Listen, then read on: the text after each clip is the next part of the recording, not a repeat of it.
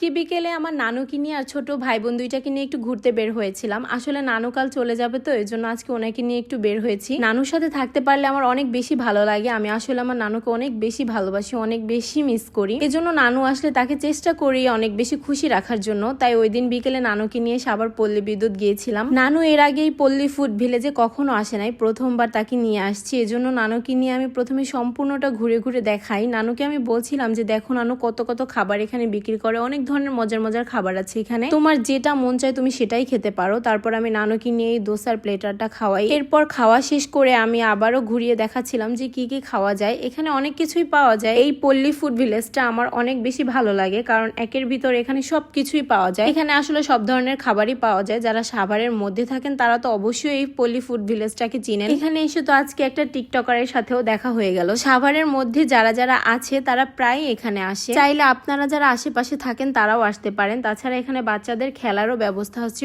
উপরে। তো এরপর আমি নানুকে নিহারি দেখাচ্ছিলাম। নানুকে জিজ্ঞেস করতেছিলাম নিহারি খাবা কিনা। সে তো বলে তোরা যা খাবি তাই নে। পরে নানুকে নিয়ে গিয়ে নিহারি আর নান রুটি খাওয়ালাম। নিহারিটা দেখতেও অনেক বেশি লোভনীয় ছিল আর খেতেও অনেক বেশি মজা লাগছে আমাদের সবার কাছে। তো আমাদের খাওয়া দাওয়া শেষ করে আমরা বের হয়ে চলে যাচ্ছিলাম একটু ঘোরার জন্য। তো এরপরে আমরা কি কি করলাম এটা নেক্সট ভিডিওতে আপনারা দেখতে পারবেন। তো ভালো থাকবেন, সুস্থ থাকবেন, আল্লাহ হাফিজ।